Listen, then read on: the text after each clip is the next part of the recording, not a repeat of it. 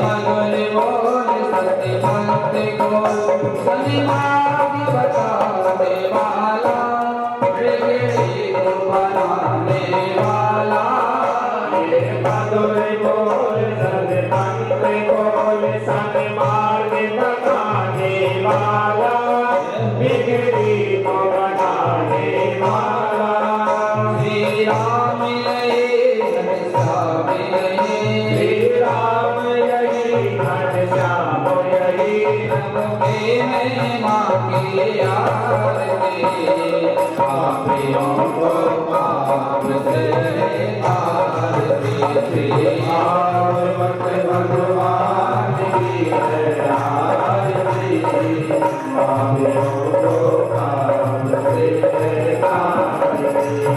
कर्पूरी गौरम करुणावतारम संसार सारम निवृत्तिहारम सदा वसंतं हृदयारविन्दे भवं भवानी सहितं नमामि त्वमेव माता त्वमेव त्वमेव बन्धुसखा त्वमेव त्वमेव वेदाता त्वमेव त्वमेव सर्वं मम देव देव त्वमेव सर्वं मम देव देव त्वमेव सर्वं मम देव देव।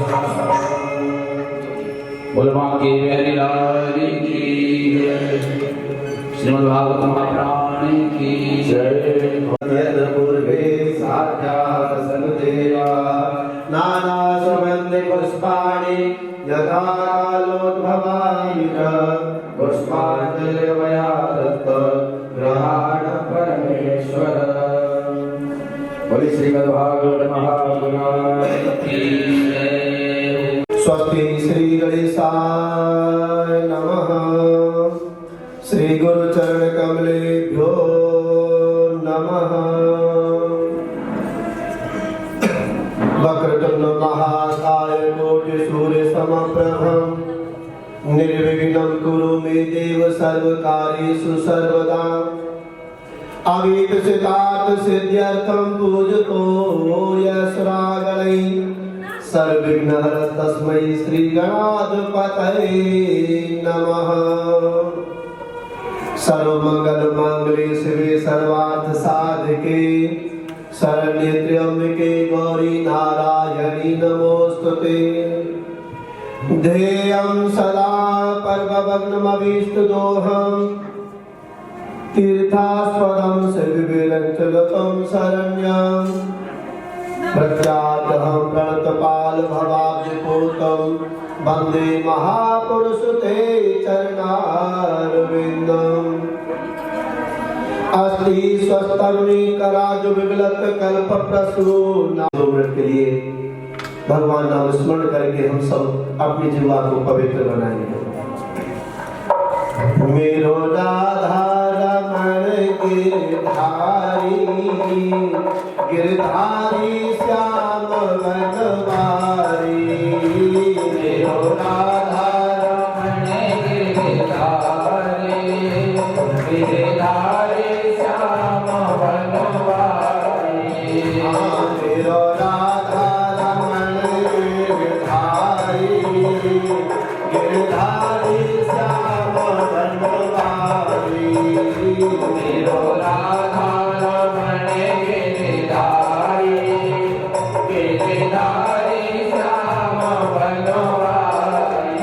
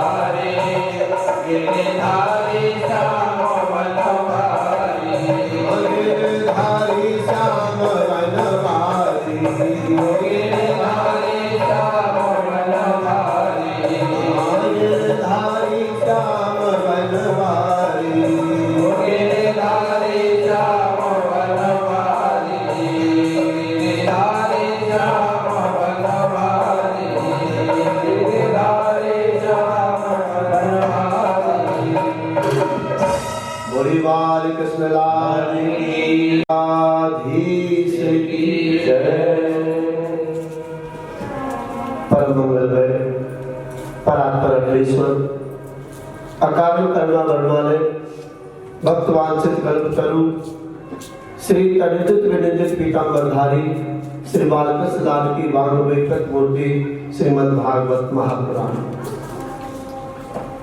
प्यारे धर्म प्रेमियों, मंचासीन उपस्थित समस्त विप्रगण एवं भगवत चरणानुरागी श्रोत्री वृंद, परम आदरणीय परम स्नेही मातृशक्ति,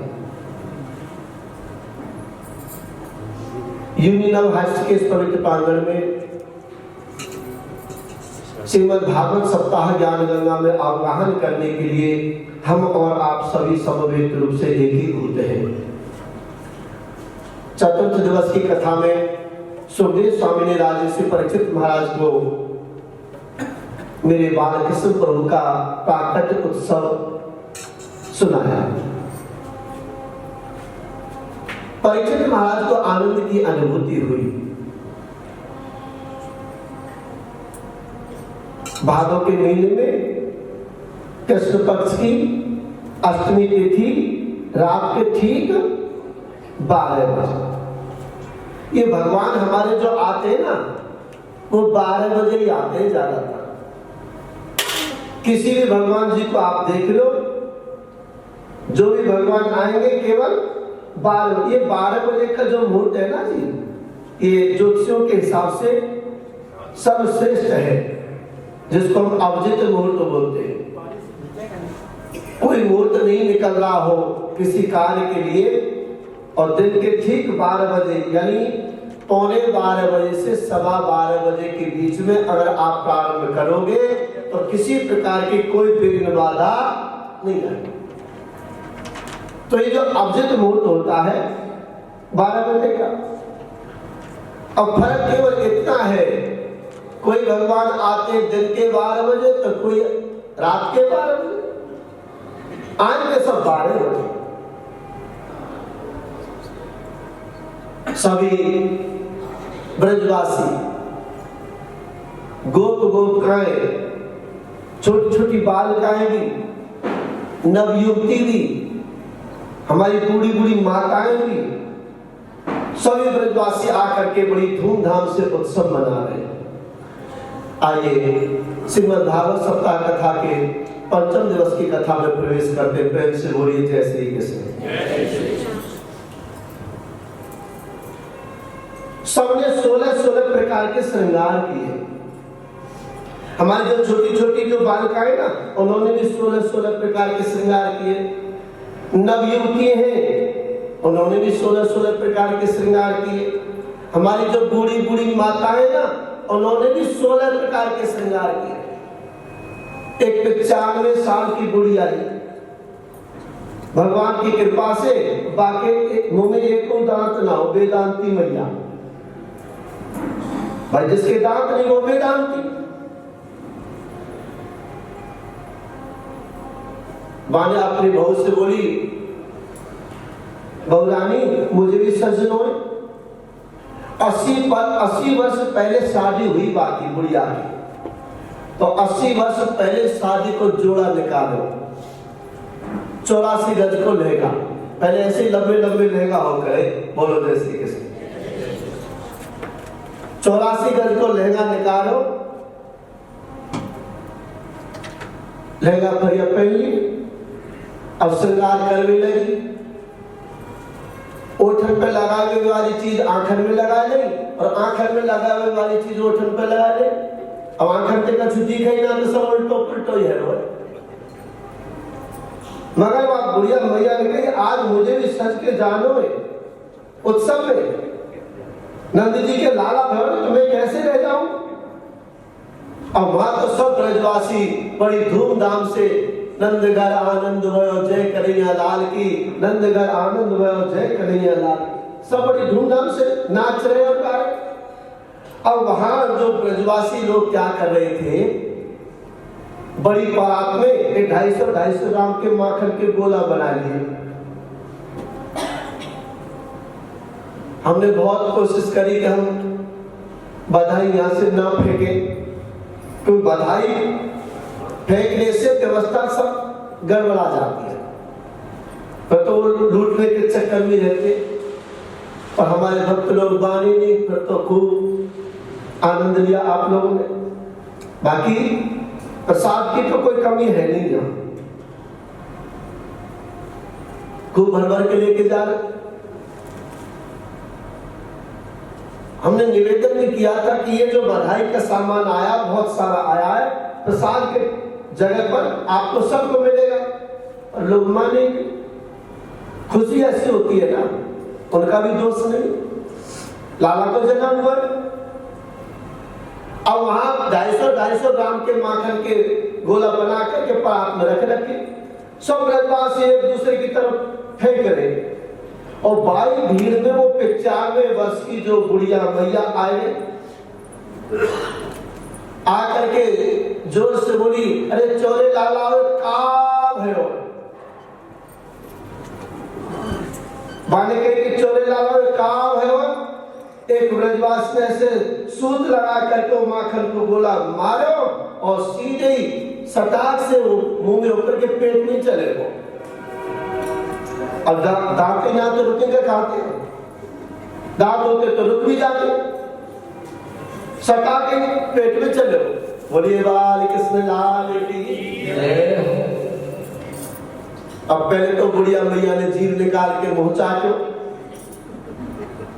और फिर बोली चोरे चोरे भैया, चोरे लालो काम हो भैया। एक ब्रजवास बोले चोरी बुढ़िया मैया तेरो मुंह मीठो है गयो तो अब पतो ना चलो। अरे भयो का नंदी के छोरा भयो। वो बुढ़िया मैया कहने लगी ए हम ऐसा छोरा तो रोज ही हो करे। सब ब्रजवासियों ने बड़ी धूमधाम से उत्सव मनाया। आज हमारी जो बूढ़ी बूढ़ी माताएं गोपी के क्या कहने लगी मालूम है? यशोदा मैया ये हमारा देखो आशीर्वाद कैसे दिया जाता है। ये हमारा आशीर्वाद है कि तुम्हारा लाला हजारे वर्ष तक जिए। ये तो आशीर्वाद कब का, मगर कहना तो चाह रही थी ऐसे कि तुम्हारा लाला हजारे वर्ष तक जिए। और पता है मुझसे क्या निकला? यशोदा मैया ये हमारा आशीर्वाद है कि तुम्हारा लाला हजारे वर्ष तक हमारी रक्षा करे। कहना चाह रही थी कुछ और निकल गया कुछ। ब्रजवासियों का सिवाय श्री कृष्ण के और कोई सब ब्रजवासी मानते भी नहीं, न जानते न मानते। बड़े बड़े कुंड बना लिए सब ब्रजवासियों ने। मालूम है कुंड में क्या भरा? दही, हल्दी और तेल मिक्स कर दिया। अब कल जो उत्सव में आए सब तो पीला पीला कपड़ा पहन के आए। आज जो उत्सव में आए और किसी को पता नहीं कि वहां पीले कपड़ा पहन के जा रहे हैं, सफेद कपड़ा पहने आए गलती से। और जैसे वो बाहर से तो सफेद कपड़ा पहन के आए, अब दो ब्रजवासी चले उठे अपनी जगह से और सफेद कपड़ा पहनने वाले व्यक्ति को पकड़ लिया। वो ब्रजवासी एक ने टांग पकड़ ली और एक ने हाथ पकड़ लिया और ऐसे झोटा लगाया और झोटा लगा करके धम से वो कुंड में डाल दिया। बाहर से तो एकदम व्हाइट बन के आते और अंदर से बाहर जाते थे। तुम ये लो सभी ब्रजवासी एक दूसरे के मुंह पर सिंचन कर रहे। शामिल मुनि आए 108 विप्रों को लेकर के जातकर्म संस्कार कराने के लिए। नंदस्तो आत्मयोत्पन्ने जाता लादो महामना आहो विद्वान वेदज्ञान स्नात सुचिरलंकृतः। नंद जी के आत्मज हुआ है ना, तो आज नंद बाबा महान मन वाले बन गए। धेनु नाम योते प्राधात विप्रेत समलंकृते रादिन सप्तरथ लोग सात कौमाम बरात। 2 लाख गायों का दान तो नंद बाबा ने उसी समय कर दिया जिस समय मेरे कन्हैया का प्राकट्य हुआ। 2 लाख गाय। और बाबा की कितनी गाय थी मालूम है? 9 लाख तो गिनती की थी और इधर उधर की जो आकर के मिल जाती वो अलग। तो 2 लाख गाय को तो वही दान कर दिया और तिल के 7 पहाड़ बनाए बड़े बड़े और उन तिल के पहाड़ों को सोने की चदरिया से ढक दिया। और चदरिया केवल सोने की नहीं थी, उसमें हीरा जवाहरात भी लगे हुए थे। आपको ध्यान है जब वसुदेव जी आ रहे थे ना कन्हैया को लेकर के गोकुल, तो यमुना जी वाले रास्ते से घुसे। तो यमुना जी वाले रास्ते से जैसे प्रवेश किया तो सीढ़ियों पर मालूम है क्या हीरा जवाहरात जड़े हुए थे। सीढ़ियों पर हीरा जवाहरात देख करके बसदेव जी तो दंग रह गए। बताओ, जिनकी सीढ़ियों पर हीरा जवाहरात जड़ रहे हो उनका वैभव कैसा होगा। तो ब्रजमंडल के तो माने हुए राजा हैं ये नंद जी। हीरा जवाहरातों से जड़ी हुई चदरिया से उन 7 पहाड़ों को ढका और 7 आचार्यों को बुलाया और संकल्प करके 7 आचार्यों के लिए 7 पहाड़ दान में कर दिए। इतने महान मन वाले बन गए नंद बाबा, जो हाथ में आए वही लुटाए। हीरा जवाहरात, पैसा, रुपया, कंबल, जो हाथ में आ रहा वही लुटा रहे। आज सुखदेव स्वामी कहते हैं, राजन नंद कछुत नो जो दियो घन श्याम कुबेरों की मत बोली, देखत मोय लुटाए दियो न बचिया छचिया न पिछोरी।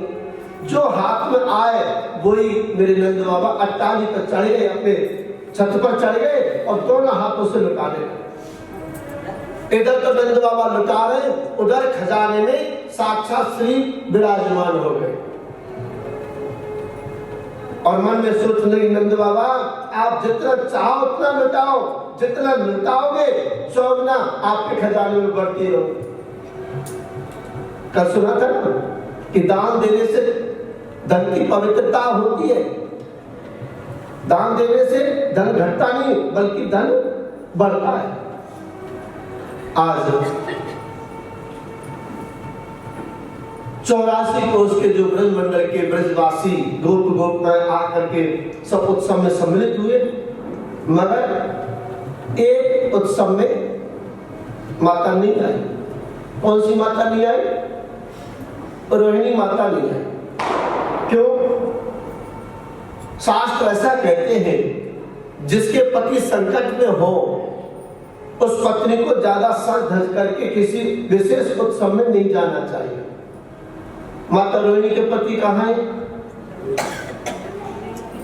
जेल में। तो जोर से बोलो ना। और जब माता रोहिणी के पति जेल में तो उत्सव में तो सज धज के जाना पड़ेगा। मैया यशोदा कहने लगी नंद बाबा से, देखो सब मुझे दिख रहे पर रोहिणी बहन तो दिखाई भी नहीं दे रही। नंद जी भी कहने लगे कि महल तुम सही कह रही हो, रोहिणी तो हमें दिख ही नहीं रही। दोनों माता यशोदा और नंद बाबा सीधे पहुंच गए उत्सव को छोड़ करके माता रुक्मिणी के महल में। इधर माता रोहिणी क्या कह रही? खिड़की के पास में बैठी और पूरा उत्सव का अवलोकन वहीं से कर रही माता रोहिणी। दोनों पहुंचे, मैया यशोदा कहने लगी, बहन तुम उत्सव में क्यों नहीं आई? माता रोहिणी कहने लगी, मेरा तो यहीं से आशीर्वाद है, तुम खूब उत्सव मनाओ। मैया बोली, तुम नहीं चलोगे तो उत्सव खाई को, तुम्हें तो जरूर चलना चाहिए और अभी चलो। जब इतनी जिद की मैया यशोदा ने, तो माता रोहिणी ने क्या सोचा, अरे ये तो जगदीश्वर का उत्सव है, ये तो पर अखिलेश्वर नारायण भगवान का उत्सव है, भला इसके उत्सव में काई बात की संकोच करनी चाहिए। तुरंत माता रोहिणी ने 16 प्रकार के श्रृंगार किए और सीधे पहुंच गए कहाँ?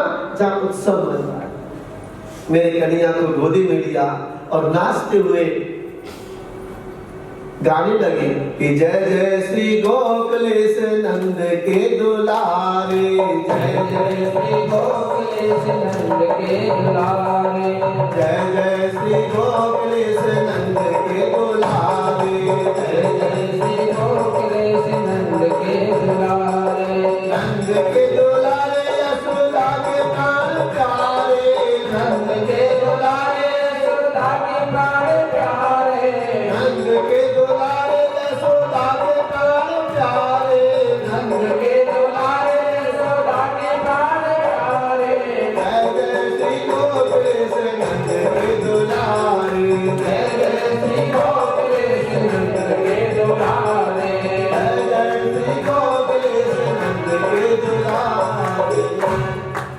कोई भजन थोड़ी गा बोलिए बाल कृष्ण लाल की जय। सभी ब्रजवासी उत्सव मना रहे। इधर मेरे नंद बाबा ने ब्रजवासियों से कहा भैया तुम तो उत्सव मनाओ, मैं मथुरा जाऊं। मथुरा क्यों जा रहे? वो जीएसटी भरने के लिए, क्योंकि मथुरा का जो राजा है वो तो बड़ा राजा है। कौन? कंस। और ये है छोटे छोटे राजा। तो छोटे छोटे राजा सब बड़े राजा को वार्षिक टैक्स देने के लिए जाते।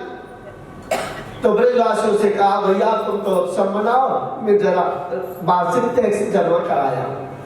तो 2-4 ब्रजवासियों को संग लिया और नंद बाबा तो चले गए मथुरा। मथुरा टैक्स भर करके जब लौट रहे थे तो वसुदेव जी से मिलन हुआ। इधर कंस ने 2-4 दिन के लिए वसुदेव जी को जेल से रिहा किया था। जब टैक्स भर के वापस आ रहे थे नंद बाबा तो रास्ते में वसुदेव जी से मिलन हो गया। सुखदेव स्वामी कहते हैं आओ तो देवकी पुत्रा कंसेन बाबा हता एक अवशिष्ट वर्जा कन्या सापि दिवंगता। भैया वसुदेव, मुझे इस समाचार को सुनकर के बड़ा दुख हुआ। आपके जितने भी बेटे हुए थे दुष्ट कंस ने उनकी निर्मम हत्या कर दी। और बाद में मैंने सुना था एक कन्या बची भैया, वो कन्या भी तुम्हारे पास में नहीं रही, वो भी अनंत आकाश मंडल में चली गई। भैया इस बात को सुनकर के मेरे मन में बड़ा दुख हुआ। वसुदेव जी ने कहा देखो नंद जी, मन को छोटा करने से तो क्या फायदा। अब एक बेटा तो मेरा तुम्हारे पास में है ही, कौन? बलराम जी। एक बेटा तो मेरा तुम्हारे पास में है ही, और ये जो छोटे वाला बेटा है ना, इसको भी मैं अपना ही मान लूंगा।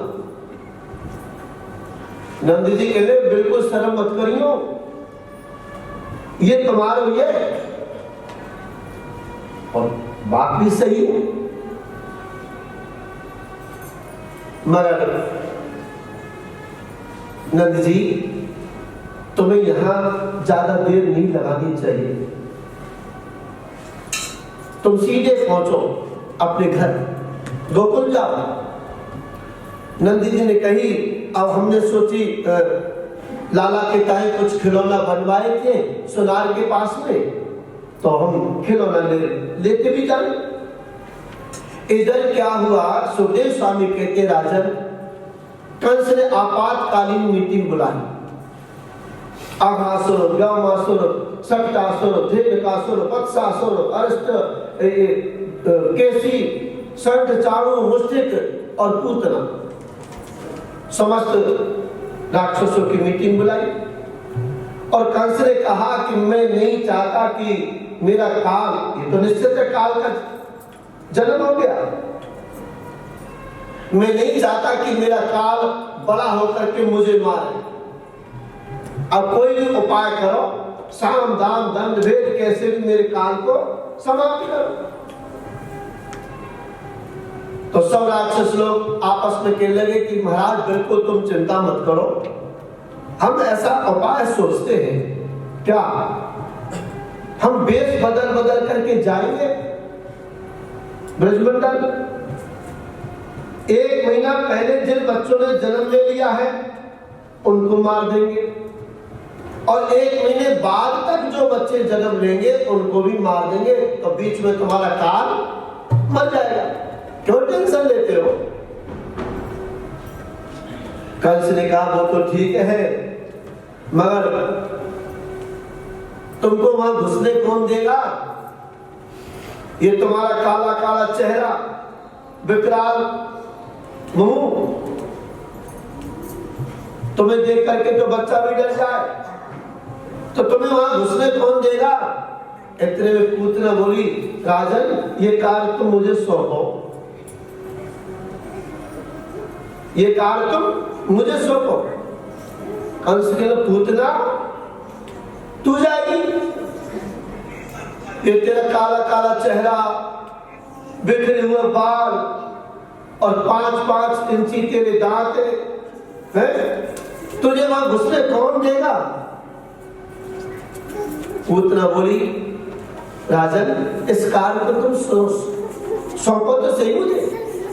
ये काला काला चेहरा हुआ तो क्या हुआ, वो सफेद वाला जो प्लास्टर आता है ना उसको लगा दूंगी।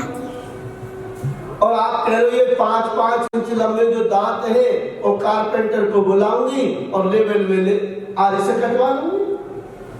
और फिर भी तुम्हें संदेह है तो घूंघट लगा लूंगी। और घूंघट में तो अच्छे अच्छे काम बन जाते हैं ना जी। ये सुविधा केवल हमारी माताएं बहनों के लिए है, हमारे भाई लोगों के लिए तो सुविधा है ही नहीं। जब उनको आलस आना होता है ना, नींद आनी होती है, तो साड़ी का पल्लू आंखों तक लगा देंगे और ऐसी समाधि लगती है 4 घंटे की, जो एसी कमरे में डल्ला के गद्दे पर नींद नहीं आती, वो कथा में बैठ करके सोते ही आ जाती। किसी को नींद ना आने की बीमारी हो तो कथा सुने, ये पक्की बात है।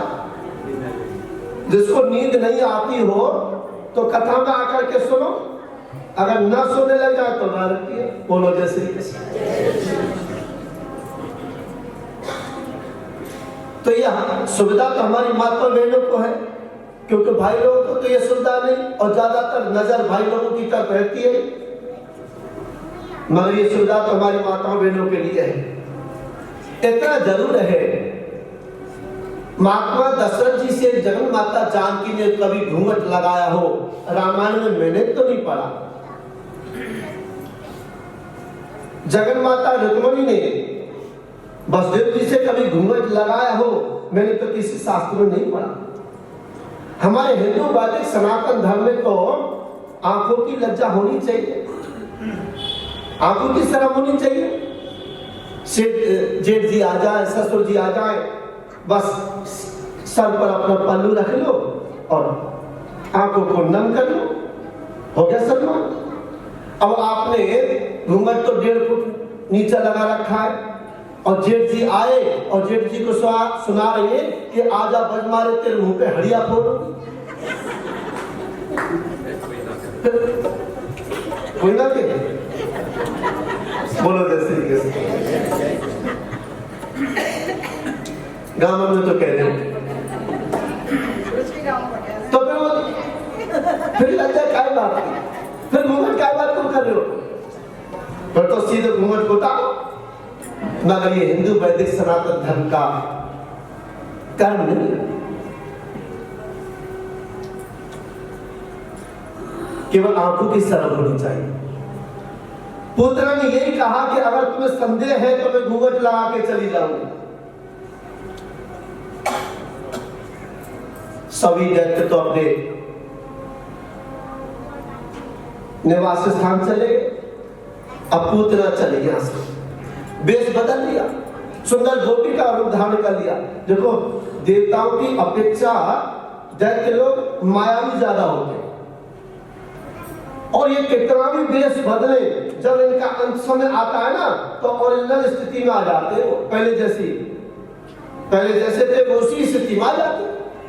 अब पुतना ने गोपी का रूप धारण कर लिया। इधर सब ब्रजवासी गोपी गोपिकाएं नाच रहे और गा रहे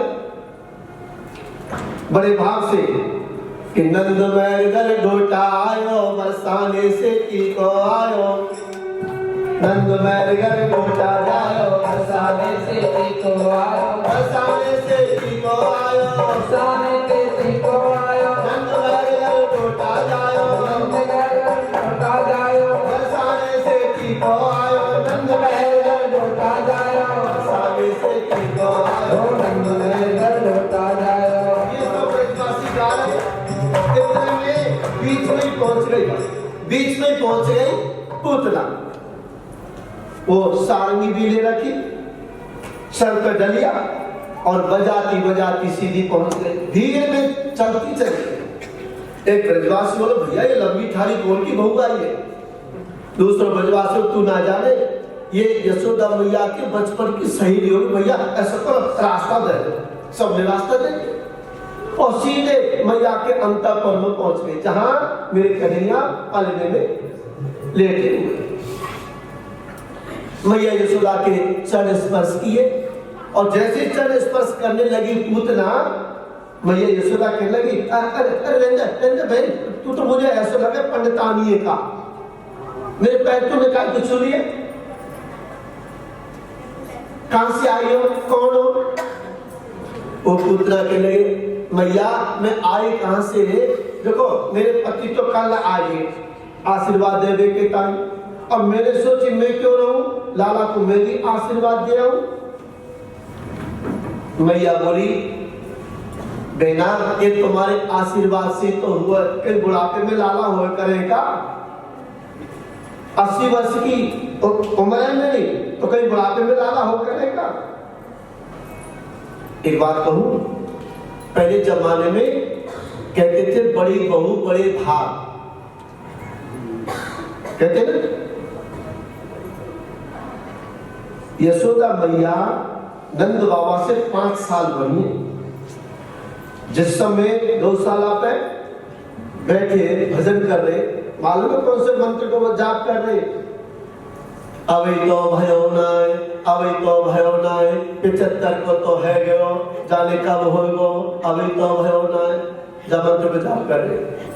तो 75 वर्ष की उम्र थी नंद बाबा की और 80 वर्ष की उम्र थी मैया यशोदा की। और एक बात कहूं, राधा रानी किशोरी हमारे कन्हैया से मालूम है कितनी बड़ी है, 11.5 महीना।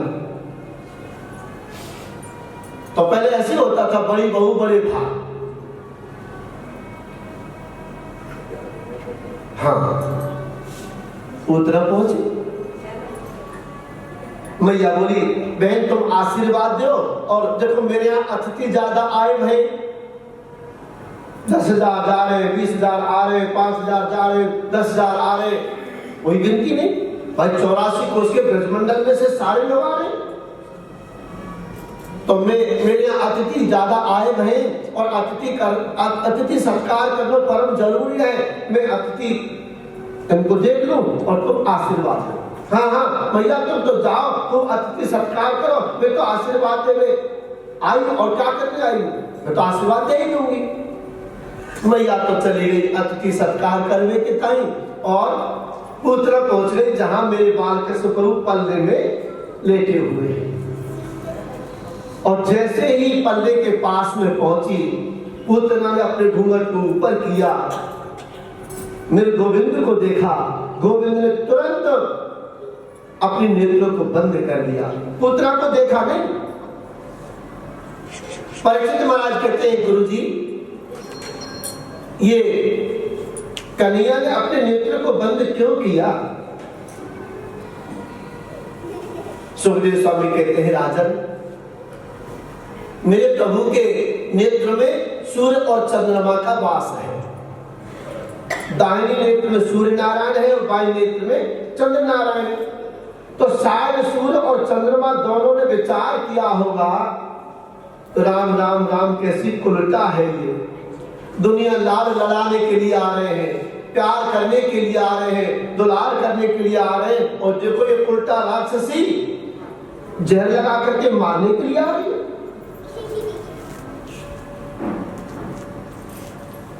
ऐसी राक्षसी का हम दर्शन नहीं करेंगे, इसलिए शायद नेत्र को बंद कर लिया होगा। यह इसका दूसरा कारण भी है, मेरे प्रभु ने ध्यान लगाया होगा, कहां? भोलेनाथ की समाधि में, भोलेनाथ के चरणों में ध्यान लगाया होगा,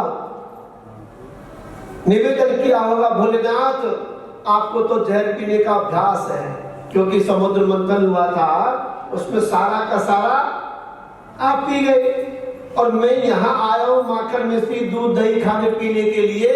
अब दूध दही माखन मिश्री तो मेरे मुंह में गया नहीं, और मौसी जी जहर लगा करके आ गई अपने स्तरों पर जहर देने के लिए। अब महाराज मुझे जहर पीने की तो आदत नहीं है, अभ्यास नहीं है। ऐसा करो, मेरे अंतर हृदय में आप आकर के विराजमान हो जाओ, दूध दूध तो मैं पी लूंगा, जहर जहर आप पी लो। शायद इसी नेत्र को बंद किया होगा, या इसका और भी कारण हो सकता है। सुखदेव स्वामी कहते हैं, राजन, मेरे प्रभु ने नेत्र बंद करके ध्यान लगाया होगा, कहां? बैकुंठ धाम में। अगर कोई सीट खाली होगी तभी तो भेजेंगे, बैकुंठ धाम में कोई सीट खाली होगी तभी तो मौसी जी को भेजेंगे। जो सैकड़ों वर्ष बाद मैया यशोदा को बाद में कभी मुक्ति मिलेगी, वो मुक्ति तो मुझे पहले मौसी जी को देनी है। तो बैकुंठ धाम में ध्यान लगाया हुआ, कोई अगर सीट खाली हो तो इनको भी भेजना, शायद इसके नेत्र को बंद किया होगा, या फिर इसका और भी कारण हो सकता है। शायद मेरे प्रभु ने इसके नेत्र को बंद किया होगा कि मेरे कारण कितने निरपराध बालकों की इस दुष्टनी ने, इस राक्षसी ने हत्या की है, तो मैंने उन जीवात्मा को भी तो मुक्ति देनी है, इसलिए नेत्र को बंद किया होगा। बहुत कारण है। मेरे प्रभु को पूतना ने गोदी में ले लिया, और जैसे ही, मालूम है कौन है पूतना? ये पूतना है बलि महाराज की बेटी, जिसका नाम है रत्नावली। जिस समय वामन भगवान आ रहे थे यज्ञ मंडप में, बलि महाराज की जो बेटी रत्नावली बगल में बैठी थी, और उस सुंदर झांकी को देखा। रत्नावली के मन में क्या विचार आया? काश ऐसा बेटा मेरा होता तो मैं दुग्ध पान कराती। भगवान ने स्वीकार कर लिया, और जब बलि महाराज से 3 पग में त्रिलोकी को नाप लिया, सब कुछ ले लिया, तो ईर्षा हो गई उसी रत्नावली को। दूध तो पिलाती, मगर ऐसे बेटे को तुम्हें जहर मिला करके दूध पिला दे। तो वही रत्नावली यहाँ पूतना के रूप में आई, अपने स्तनों पर कालकूट नामक विष लगाकर। पूतना ने गोदी में लेकर के कन्या को अपना स्तन दिया। मन में सोचने लगी, जैसे ही जहर युक्त स्तन को मैं दूंगी, बस ये 1-2 घूंट लेगा, जहर इसके मुंह में चला जाएगा, ये मर जाएगा और भाग जाऊंगी, मुझे कौन पकड़ेगा। मेरे प्रभु ने पहले तो माता मौसी जी का दुग्ध पान किया, और दूध पीते पीते पीते पीते मेरे कन्हैया ने पूतना के प्राणों को भी पीना शुरू कर दिया। पूतना चिल्लाने लगी, अरे कन्हैया छोड़, अरे लाला छोड़, अरे कन्हैया छोड़।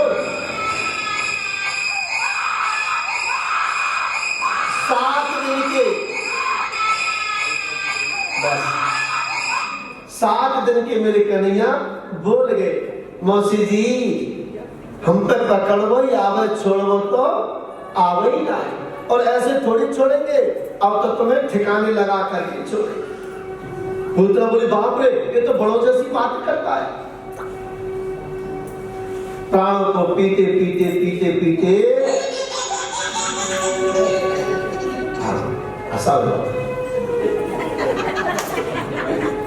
बोली बाल कृष्ण लाल की। कन्हैया ने पुत्र के प्राणों को पिया, और पुत्र ने क्या किया, ऐसी क्योंकि अपने असली रूप में आ गई पुत्र को, और धड़ाम से पीछे गई। ये तो खैर मनाओ कि वो आगे ना गिरी। आगे कितने श्रोता बैठे थे, वो तो पीछे की साइड में गिरी। और श्रीमान जी पुत्रा की छाती पर बैठ करके अभी दूध पी रहे, और जब पुत्रा गिरने की जब आवाज सुनी, सब ब्रजवासी में एकदम घबरा गए, क्या उठने का की आवाज है। जो उत्सव मना रहे थे उत्सव बंद हो गया, और देखे तो यशोदा मैया का जो महल था उसके पीछे जो मैदान है उसमें राक्षसी पड़ी है पुतना। और कन्या छाती पे किलोल कर रहा। ब्रजवासी ने क्या किया, सीढ़ी लेके आए। एक बात कहूं, पूतना का शरीर कितना लंबा था? पूतना का शरीर था 6 गव्युति, माने 18 किलोमीटर का। 18 किलोमीटर की बात तो भागवत जी में वर्णन है। अब बताओ, जिसका शरीर 18 किलोमीटर लंबा होगा तो 1 किलोमीटर तो मोटा भी होना चाहिए ना। तो ऐसे कैसे चलेंगे? तो सीढ़ी लगानी पड़ेगी। और तो पीछे मैदान में गिरी ना, तभी तो आगे ना गिरी। बोलो जैसे कैसे आगे ले जाते तो कितने श्रोता बैठे। आज ये 18 किलोमीटर की बात भागवत जी में वर्णन है। और एक हमारे वृंदावन के संत जी कहने लगे, लाला तुम ना जानो पूतना जब गिरी बापो शरीर कितनो लंबो भयो। हमने कही आप बताओ। देख लाला, बाकी पैर गिरे पैगाम में जाकर के। हमारे ब्रजमंडल का पैगाम एक बहुत बड़ा गांव है, और जो 84 को उसकी यात्रा हम करें उसमें सब गांवों के दर्शन हो गए। बाकी पैर गिरे पैगाम में जाके, पांव गिरे पैगाम में जाके, ये हाथ गिरे हाथरस में जाके, और ये मूड गिरो मुरसान में जाके, और कान गिरे कानपुर में जाके। अब बताओ कहाँ कानपुर और कहाँ वृंदावन? भाव है सब तो। मगर 18 जी मथुरा में कचरा गिरो ना, हम कहते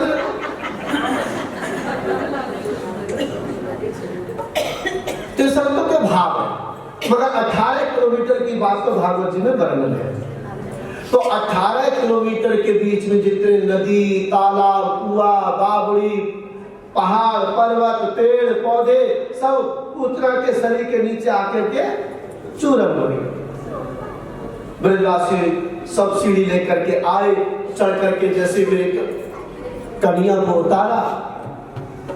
अब गोपियों में एक सबसे बूढ़ी गोपी है, जिस गोपी का नाम है पूर्णमासी प्रोतानी। अब पूर्णमासी जो प्रोतानी वो डांट देती है मैया यशोदा को, बड़ी है यशोदा, तुम्हें इतना भी सहूर ना है कि तुम्हें लाला को राक्षसी के हाथ में दे दियो। मैया बोली, बहन वो क्या मालूम, मैंने तो ये पंडिता नहीं समझी, वो क्या मालूम कि राक्षसी है। नहीं तुम ऐसे कहो किसी के हाथ में नहीं देना चाहिए। पूर्णमासी प्रोतानी कहने लगी कि ये राक्षसी को स्पर्श किया तो ये अशुद्ध है, वो तो जा शुद्ध करो। चलो सीधे गौशाला पे ले गई मैया गोपियों के सहित, और गाय की पूंछ पकड़ करके मेरी कन्या को झाड़ा लगा। जिन बच्चों को जल्दी नजर लग जाती हो तो नजर उतारने का सुगम साधन आप तो नोट ही कर लो भले।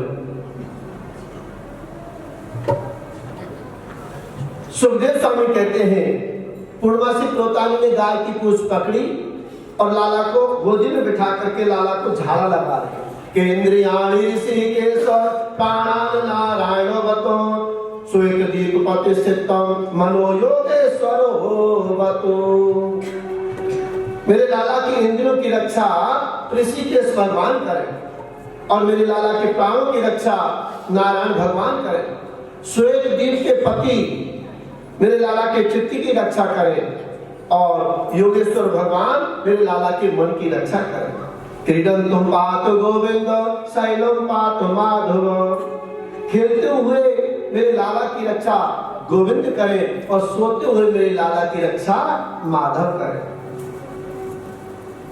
इस मंत्र को पढ़ करके गाय तो नहीं मिलेगी खेतों में इतनी जल्दी, मोर पंख लेकर के झाड़ा लगा देना, नजर उतर जाएगी। आज बोले बाल कृष्ण लाल की धीरे को बोल रहे। आपको मालूम होगा मैंने अभी जयकार नहीं बुलाया काफी देर से, क्योंकि इतना मुझे ज्ञान है कि आज एकादशी वाले दिन आपको कैसे कह दूं तो जोर से बोलो। पर इतना भी मुझे विदित है कि फलां तो ठीक ठाक ही हो गया। फिर कंजूसी क्या बात, भाई गाड़ी में पेट्रोल ना तो चलेगी कहां से, पर फिलहाल तो ठीक ठाक ही हो गया ना। प्रेम से बोलिए जय श्री कृष्ण। आज परम आदरणीय सुखदेव स्वामी कहते राजन, जो अवतार मेरे परमात्मा लेते हैं उन अवतारों के दर्शन करने मेरे भोलेनाथ जरूर आते हैं।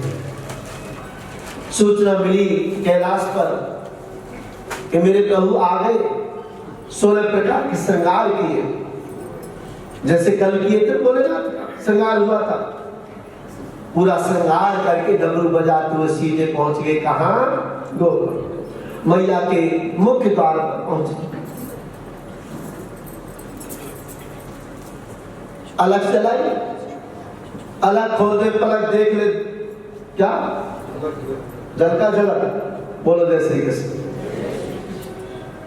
और जैसे दरवाजे पे आए, खिड़की में से मैया देख रहे कि सापनवारो बाबा जी आए। आपने देखा होगा जो फाटक होता है उसमें एक छोटा दरवाजा और होता है खिड़की नुमा। खिड़की में से बोली, बाबा आप ठीक तो हो? भोलेनाथ कहने लगे, मैया मैं तो ठीक हूं, और आपके यहाँ आया हूं मैं, किस लिए आए हो?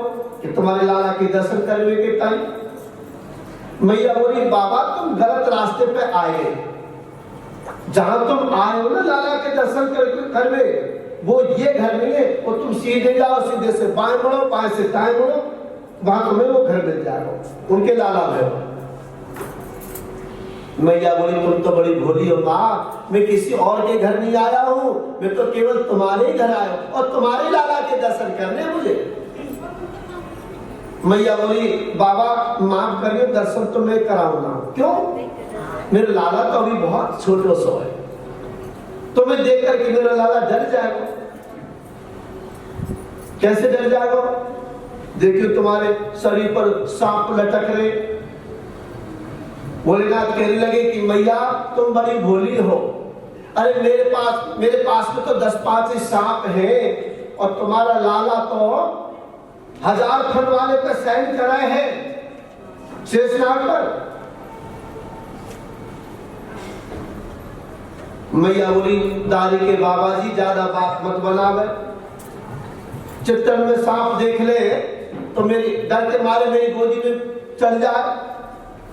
मैं 80 वर्ष की है गई, 80 वर्ष की बुढ़िया को तो देख के मुझको डर लगे, तो मेरे लाला तो अभी छोटा सा, तो दर्शन करा देना भैया। बाबा माफ करिए, दर्शन नहीं कराऊं। देखो आटो, दाल, चावल, चीनी, घी, बूरा, हीरा जवाहरात, कंबल, जो चाहे सो ले जा बाबा, मगर दर्शन नहीं कराओ। मैया बोली, दर्शन नहीं कराओगे? भोलेनाथ कहने लगे, मैया तुम दर्शन कराओगी?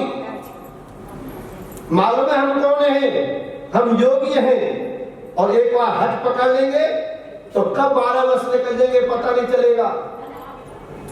मैया बोली, दादी के बाबा जी ज्यादा बात मत बनावे, अभी तेरे योगी हट देखी है।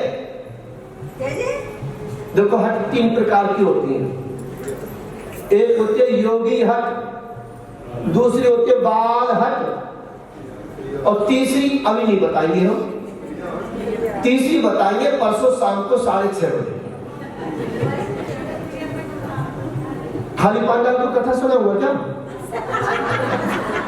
हाँ, ये तीसरी हट वाली बात हम परसों कर देंगे, आज ही बता दें। हमारी माताएं बहनें बड़ी सरल स्वभाव वाली होती है, इनकी कोई हट नहीं रहती। बोलो जैसे कैसे। मैया यशोदा कहने लगी, दादी के अभी तेरे योगी हट देखी है, अभी तेरी हट ना देखी, तो धुनी 1 वर्ष की नहीं, तू 12 वर्ष नहीं, तू 24 वर्ष की धुनी लगा ले, मगर मैं तेरे को लाला के दर्शन नहीं कराऊं। भोलेनाथ कहने लगे कि मैया करावेगी जरूर, इस दरवाजे पे धुनी रमानुगा कहां से निकालेगी?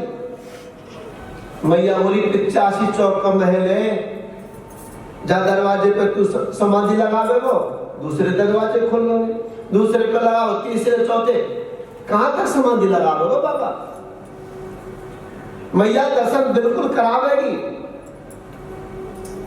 सुन, कब करावेगी? जब तो अपने लाला को ब्याह करेगी। जब लाला को ब्याह करेगी तो जब बारात लेके जाएगी तो पहले गुलचड़ी होए कि ना होए, तो घर में से मंदिर लेके जाएगी, तब तो दर्शन कर लूंगा मैं, तब तो दर्शन करा देगी।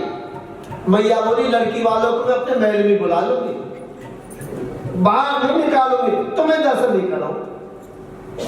तो हम जाए? नहीं बाबा, बिल्कुल मत जा, बैठो, भोजन पाओ, जो आपको जो चाहो सो ले जाओ बाबा, मगर दर्शन नहीं कराओ। अब मेरे भोलेनाथ अपने मनी मन विचार करने लगे, स्वामी मैं तुम्हारे यहाँ से कोई आटा दाल चावल चीनी लेने आया हूँ, केवल आपके दर्शन मात्र से आया था। ठीक है, कोई बात नहीं, हम जा रहे। भोलेनाथ चल थोड़ी दूर जा करके एक वट वृक्ष के नीचे जा करके आसन जमाया और विराजमान हो गए। इधर तो भोलेनाथ चले और उधर श्रीमान जी रोना शुरू। अब रोवे के नहीं, हिलकियों से रोवे, चुपाई नहीं हो रही। कहा हो जाके कोई गोपी गोदी में तो रोवे, ये रोवे के चुपाई नहीं हो। पूर्णमासी पुरोतानी आई, चोरी यशोदा तो इतना सहूर ना है, तू लाला क्यों रोवा रही है, चुप क्यों ना कर रही? मैया बोली बहन का मालूम चुपाई ना हो तो रोवे। पूर्णमासी पुरोतानी के लिए कोई आया तो ना हो बहन, और तो कोई आयो ना हो, एक सापन वालों बाबा जी जरूर आयो। वो पूर्णमासी पुरोतानी के लगी तो जरूर जादू तो ना करेगा होगी से। गोपी को बुला, जा उसको बुला के ला। और गोपी बुलाई मैया यशोदा ने, सुन गोपी तू जल्दी जा, ये इधर इतकू गए। और गोपी ने जा करके वो मेरे काना पे टोना, मेरे लाला पे टोना कर गई कोई बाल में मस्तानी, मेरे लाला पे टोना कर गई कोई बाल में मस्तानी, मेरे लाला पे टोना कर गई कोई बाल में मस्तानी, मेरे लाला पे टोना कर गई कोई बाल में मस्तानी, कोई